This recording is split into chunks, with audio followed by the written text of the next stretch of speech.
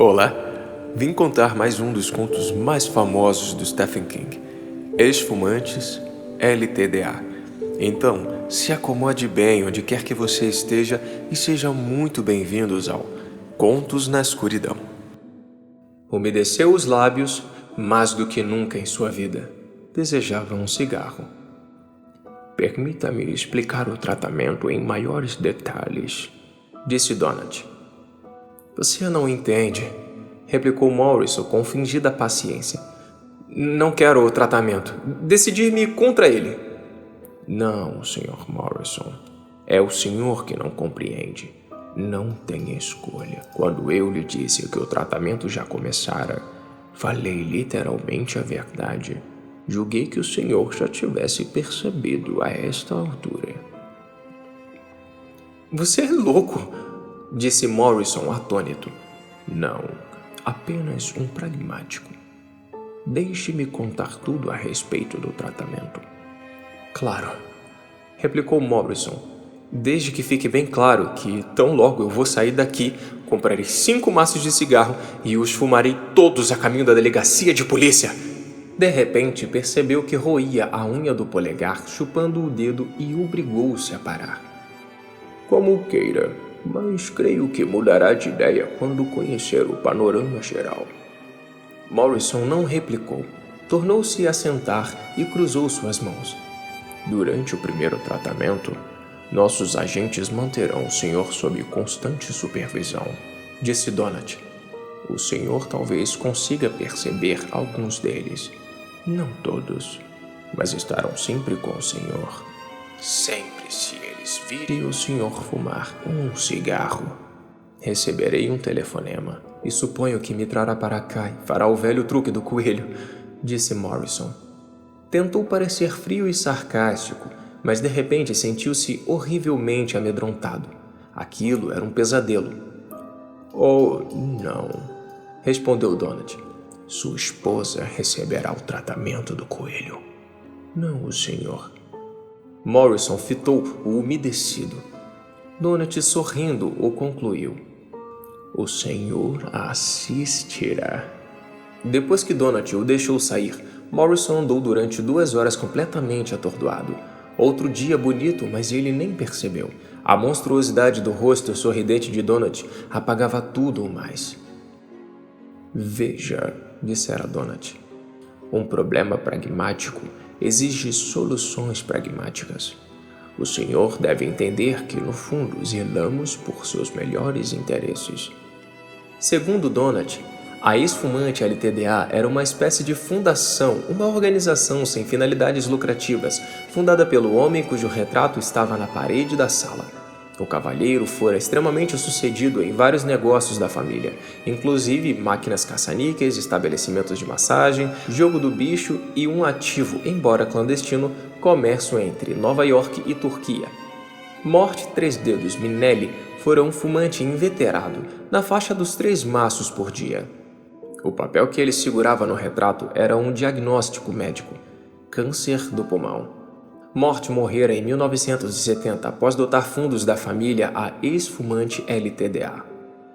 Tentamos da melhor maneira possível equilibrar a despesa com a receita, disse Morrison.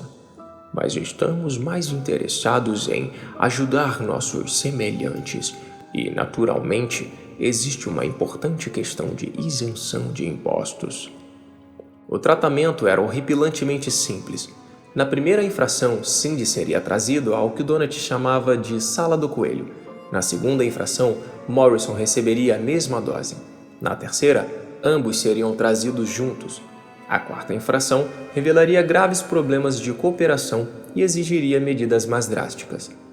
Um agente seria enviado à escola de Alvin para surrá-lo. Imagine, disse Donald sorrindo. Imagine como seria horrível para o garoto. Ele não entenderia mesmo que alguém tentasse explicar. Só saberia que alguém o estava machucando porque o papai é mau. Ficaria deveras assustado. Bastardo! Disse Morrison, impotente, sentindo-se à beira das lágrimas. Seu bastardo, sujo, imundo! Não me entenda mal, replicou Donut com um sorriso compreensivo. Tenho certeza de que isso não acontecerá. 40% de nossos clientes nunca necessitaram de penas disciplinares e apenas 10% cometeram mais do que 3 transgressões. São números tranquilizantes, não acha? Morrison não os achava tranquilizantes, achava-os aterradores. Naturalmente, se o senhor transgredir uma 5ª vez... O que quer dizer com isso? Donut sorriu abertamente. A sala para o senhor e sua esposa, uma 2ª surra em seu filho, além de uma surra na sua mulher. Morrison, impelido além dos limites do pensamento racional, atirou-se por cima da mesa contra Donut, empurrou a cadeira para trás e golpeou com ambos os pés por cima da mesa, atingindo a barriga de Morrison. Engasgando-se e tossindo, Morrison recuou cambaleante. Sente-se, Sr. Morrison, disse Donut com ar benigno. Vamos conversar sobre o assunto como 2 pessoas racionais. Quando conseguiu recuperar o fôlego, Morrison fez o que o outro ordenara. Os pesadelos têm hora de acabar, não é mesmo? Donut prosseguiu as explicações dizendo que a esfumante LTDA funcionava numa escala de punição de 10 etapas. As etapas 6, 7 e 8 consistiam de novas idas à sala do coelho, com gradativo aumento de voltagem e surras mais severas. A 9ª etapa seria quebrar os 2 braços do filho de Morrison. E a última? Quis saber Morrison com a boca seca. Donut sacudiu tristemente a cabeça. Então desistimos, Sr. Morrison. O senhor passará a fazer parte dos 2% dos irrecuperáveis. Desistem realmente? Por assim dizer. Donut abriu uma das gavetas e colocou sobre a mesa uma pistola calibre 45 munida de silenciador. Então sorriu para os olhos de Morrison. Todavia, mesmo os 2% de irrecuperáveis nunca mais voltam a fumar. Isso nós garantimos. O filme da noite da sexta-feira era Bullitt, um dos prediletos de Cindy. Mas após 1 hora de Morrison resmungar e remexer-se inquieto, ela perdeu a concentração do filme. O que há com você? Quis ela saber durante o intervalo comercial. Nada. Tudo, grunhiu ele. Estou deixando de fumar. Ela riu. Desde quando? Desde há 5 minutos atrás? Desde as 3 horas desta tarde. Então você realmente não fumou um único cigarro a partir dessa hora? Não, replicou ele, começando a roer a unha do polegar que já estava roída até o sabugo. Que maravilha! E por que decidiu a deixar de fumar? Por causa de você, disse ele. E de Alvin. Ela arregalou os olhos e quando o filme recomeçou, nem se deu conta da TV. Dick raramente falava no filho retardado. Cindy se aproximou e olhou para o cinzeiro vazio junto à mão dele. Depois fitou-o nos olhos. Está mesmo tentando deixar de fumar, Dick? No duro. E acrescentou mentalmente. Se eu procurar a polícia, os bandidos locais virão estragar o seu lindo rosto, Cindy. Fico tão feliz. Mesmo que não consiga deixar, nós 2 lhe agradecemos pela intenção, Dick. Eu creio que conseguirei, disse ele pensando na expressão sombria e homicida que surgira nos olhos de Donut quando ele metera os pés no estômago. Dormiu mal aquela noite, acordando repetidamente. Por volta das 3 horas, despertou por completo. Seu anseio por um cigarro era como o estado febril. Desceu e foi até o escritório. A sala estava situada no centro da casa. Sem janelas, abriu a gaveta de cima da mesa de trabalho e olhou para dentro dela, fascinado pelas caixas de cigarro. Olhou em volta e umedeceu seus lábios. Supervisão constante durante o 1º mês, dissera Donut. 18 horas por dia nos 2 primeiros meses. Mas ele jamais saberia quase 18 horas. Durante o 4º mês, o período em que a maioria dos clientes fraquejava, a vigilância voltaria a ser de 24 horas. Depois disso, 12 horas intercaladas de vigilância, todos os dias pelo resto do ano. Depois, Vigilância ocasional pelo resto da vida do cliente. Pelo resto da vida. Podemos verificá-lo de 2 em 2 meses, disse Donald. Ou dia sim, dia não, ou constantemente durante uma semana daqui a 2 anos. O que interessa é, o senhor nunca saberá. Se fumar, estará arriscando a sorte com seus dados chumbados. Estarão vigiando. Estarão pegando a minha mulher ou mandando um homem espancar meu filho nesse momento. Lindo, não é? E se o senhor acender um cigarro às escondidas? Ele terá um gosto horrível. Terá o gosto do sangue do seu filho. Mas não poderia estar a observá-lo agora. Na calada da noite, em seu próprio escritório, a casa estava silenciosa como um túmulo. Morrison fitou os cigarros na caixa durante quase 2 minutos, incapaz de desviar os olhos. Então foi à porta do escritório e espiou para o corredor vazio e voltou a olhar um pouco mais os cigarros. Uma cena horrível lhe veio à mente. A vida se estendendo à sua frente e nem mesmo um único cigarro à vista.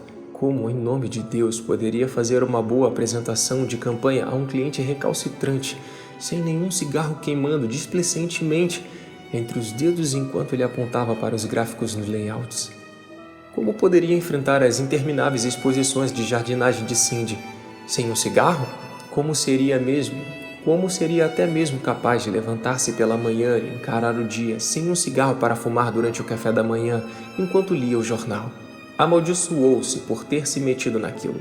Amaldiçoou Donald. E por cima de tudo, Jim McCann. Como fora capaz de fazer tal coisa? O filho da puta sabia! As mãos de Morrison, na ânsia de agarrarem os pescoços de Jimmy Judas McCann. Furtivamente olhou mais uma vez em redor de si. Passando uma revista no escritório, enfiou a mão na gaveta e pegou um cigarro. Acariciou-o, mimou. Como era mesmo aquele slogan? Tão redondo, tão firme, tão compacto. Jamais alguém pronunciara palavras tão verdadeiras. Colocou o cigarro nos lábios e ficou imóvel, inclinando a cabeça para o lado. Escutara um leve barulho no armário embutido? Um ligeiro roçar? Claro que não, mas... Outra imagem mental. Aquele coelho pulando loucamente sob a ação da eletricidade. A ideia de Cindy naquela sala aguçou desesperadamente o seu ouvido e nada escutou. Disse com seus botões que a única coisa que tinha que fazer era ir até o armário e escancarar a porta. Mas tinha demasiado temor do que poderia encontrar lá dentro. Voltou para a cama, mas não conseguiu dormir durante longo tempo. A despeito da indisposição que sentia pela manhã, o café da manhã estava gostoso. Após uma hesitação momentânea, ele acompanhou o costumeiro prato de mingau de milho por ovos mexidos. Estava lavando a frigideira dominado pelo mau humor, quando Cindy desceu ainda usando um roupão. Richard Morrison, você não come ovos no café da manhã desde que Hector era um filhotinho. Morrison grunhiu. Considerava, desde que Hector era um filhotinho, uma das frases mais estúpidas de Cindy, fazendo par com eu devia sorrir e beijar um porco. Já fumou? Indagou ela, servindo-se de um suco de laranja. Não. Voltara a fumar antes do meio-dia, proclamou ela airosamente. Você ajuda muito, bradou Morrison, voltando-se repentinamente para a mulher. Você e qualquer pessoa que não fume acham que... Ora, não importa. Esperava que Cindy se irritasse, mas ela o fitava como se estivesse maravilhada. Você está falando sério, comentou a mulher. No duro. Pode apostar. Você jamais poderá imaginar o quanto estou falando sério. Ao menos é o que eu espero. Pobrezinho, disse Cindy aproximando-se dele. Parece um morto-vivo. Me sinto orgulhosa. Morrison abraçou-a com força. Cenas da vida de Richard Morrison, outubro a novembro. Morrison e um amigo do estúdio Larkin, no bar de Jack Dempsey. O amigo oferece um cigarro e Morrison aperta o copo com um pouco mais de força, dizendo: Estou deixando de fumar. O amigo ri e diz: Dou-lhe uma semana, no mínimo. Morrison esperando pelo trem matutino, olhando por cima do Times para um jovem de terno azul. Atualmente vê aquele jovem quase todas as manhãs e às vezes em outros lugares. Olhando para os 45 na St. Goldie's, onde Morrison foi procurar um disco de Sam Cooke. Certa vez, num grupo de jogadores de golfe na mesa de trás de Morrison, no campo de golfe local. Morrison embebedando-se numa festa e desejando fumar um cigarro, mas não o suficiente embriagado para fumar. Espero que tenham gostado e até o próximo vídeo. Eu sou o Yuri Scott e este foi o Contos na Escuridão.